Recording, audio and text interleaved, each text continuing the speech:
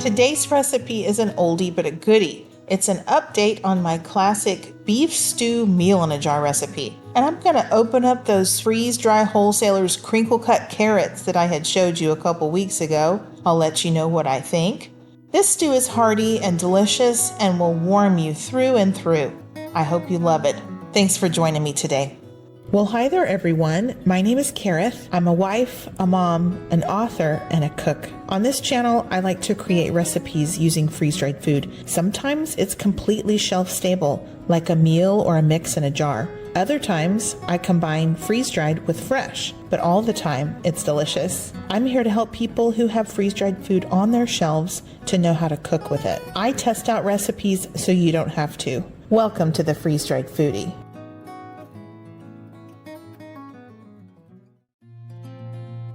I'll go ahead and zoom in here so you can see some of these ingredients that go into this classic beef stew recipe of mine. This is a spin on my regular beef stew recipe that's been up on my channel for years now. It's an update, a little bit of an update, but it's basically the same recipe. It's classic flavors. There's nothing too crazy in here. And if you don't have these exact ingredients, I'll talk you through what you might use instead. I'll put a list of the ingredients you'll need up on the screen just so you can get an idea of what I put in this, and then I'll write the exact recipe in the description box below the video. I do that for all of my recipes. I'm just going to be feeding 2 people, so I just needed 2 bowls of stew. And so I'm putting this in a pint-sized jar. If you need more servings, just double the recipe and use a quart-sized jar. I'm going to be using the beef dices. Of course, most of my food is from Thrivalist. I sold that for so many years, and I have a lot of the food, thankfully. But you could use whatever brand of beef dices you like. I am including some mushrooms here because I love them in my beef stew. If you don't like them, just leave them out. I like to put down some solid things and then follow that with some powdered things to fill in the gaps and spaces. And so those powders don't take up any extra room. It'll settle down into the beef and the mushrooms there. So that right there that you just saw me add is Espanol sauce. And if you don't have the Espanol sauce from Thrivalist, you can make your own. I have a copycat recipe on my channel and I'll link to that below. Now I'm going to add some potato dices. I love potatoes in my beef stew. Now I'm going to add some tomato sauce. And just like I have a copycat for that Espanol sauce on my channel, I also have a copycat recipe for the tomato sauce. I'll link to that below. I keep mine in the freezer and it is wonderful. It doesn't clump up at all. So I do recommend, if you can put it in the freezer, do that. It keeps really well. Next, I'm going to add some mirepoix. Now this is the mirepoix that I got from Freeze Dry Wholesalers. And it's a mix of onions, celery, and carrots, and they're all freeze-dried. If you don't have that mix, you can use just a couple tablespoons of each of those ingredients. Freeze-dried onions, freeze-dried celery, and any kind of carrots. I have the freeze-dried, but you can also use the dehydrated. In order to amp up the beef flavor of this beef stew, I'm going to be adding some extra beef bouillon.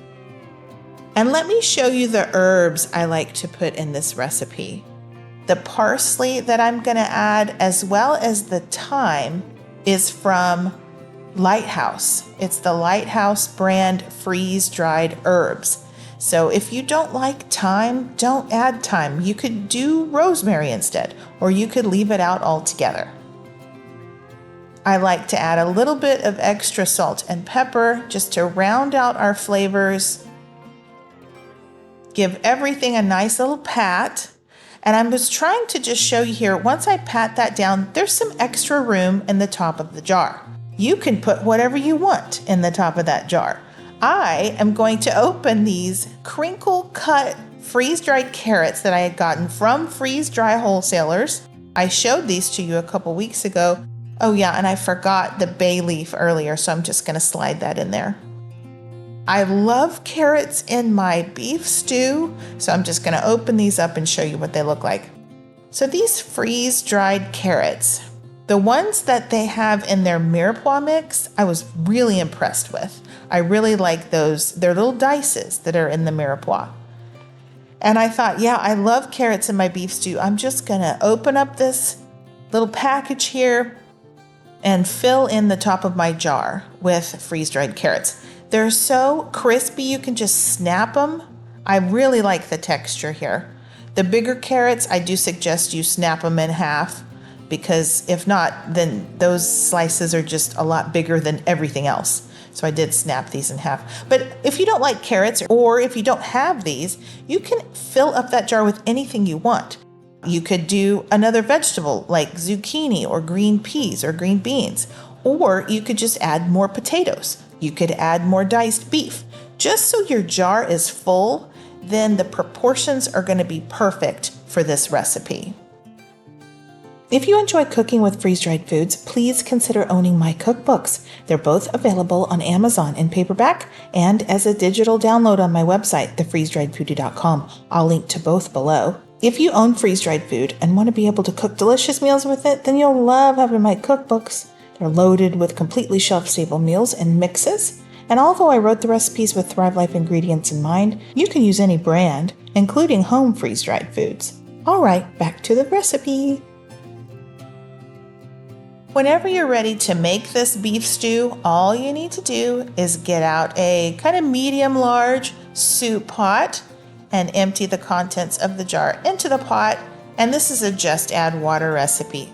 Super simple, very convenient. That's 1 quart of water. Give it a good stir and then get some heat going on there. You want to bring this to a boil. Every once in a while you can give it a stir. Just make sure everything's heating nicely and evenly. Now here's something optional for you, and I like to do this, is add just a little bit of some red wine. And like I said, this is totally optional. You don't have to do it. It's good without it. But I do like the flavor that just a splash of red wine brings. I think I probably added about 1/4 cup.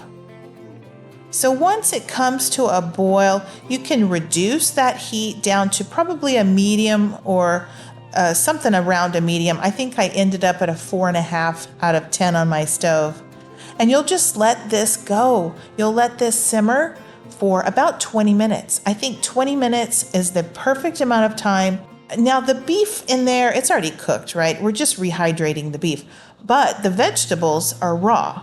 And so I think 20 minutes is a perfect amount of time to cook those vegetables through and just have the flavors meld.